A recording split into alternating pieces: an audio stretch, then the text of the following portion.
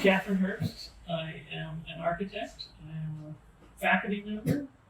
I practice with my husband and partner Todd Rinehart, and we started the practice in 2000. And Todd Rinehart, you mentioned. I would have to say, starting with place. I grew up in New Mexico. I have a great family. I went to University of Montana. It's a good, solid school of architecture. It was only a bachelor's of architecture at the time. That's where Todd and I met. Just sort of, I would say, being from Western United States, not from California, has a kind of ethos for me. Yeah, for me it's place too, but it was leaving the place. I grew up in South Dakota, and I had just a strong urge once I got into the arts to leave South Dakota because there was kind of no shared interest in a way, not much in schools or anything. So I got to Montana, and so the school culture was awesome. I love school culture, and that hooked me into architecture. It's just about working. Todd and I really like to work. I'm at school 3 days a week, and the other 4 days I'm here. Yeah. We try to take time off every once in a while, but for the most part, we're in this space. Yeah.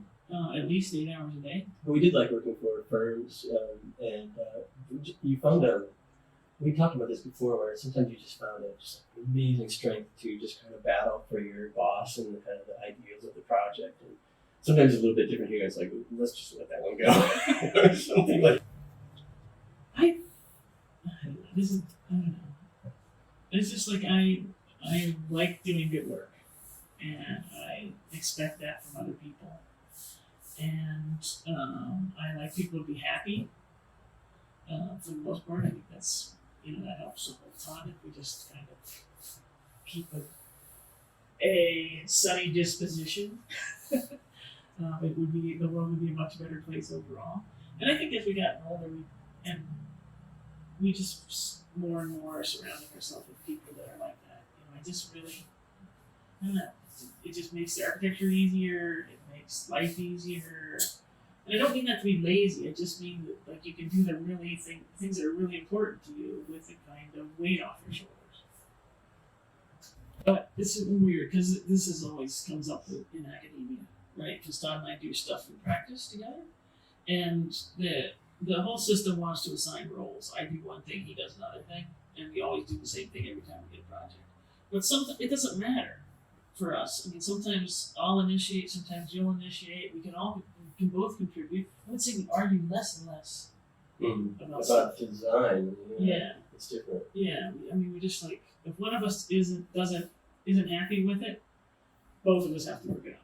It just doesn't. We can't go with any kind of weight on either of us forward in the design process.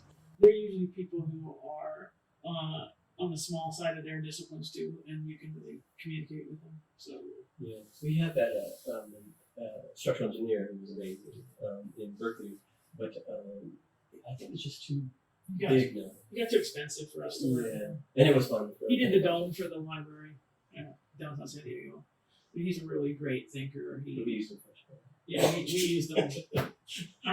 Todd and I found him. You made him famous. No, he was working for Ann Fougeron and Stanley Sadowitz, and he's actually the guy that does the engineering for Terrell for his Skyrims because that edge is so thin. So he's just kind of he's a really good thinker. He's a fun guy, light on his feet. Just doesn't fall for any of the assumptions of his discipline at all. It just really can just really move. Yeah.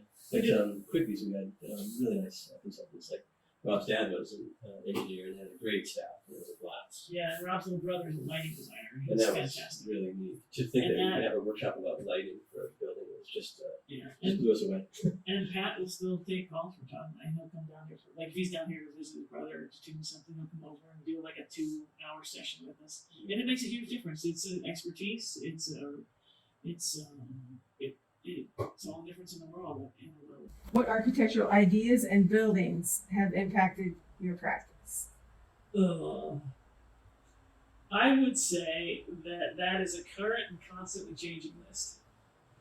because we still love looking at architecture. So the recent ones that we've been enamored with are Dogma. And every once in a while we play Favorite Dead, Favorite Living. Yeah. But that's, I would say that answer changes probably every 2 years. What's your favorite living right now? Favorite living right now? I like Sovascano a lot. I like Smion Radic out of Peru. If I can remember this woman's name, I don't know.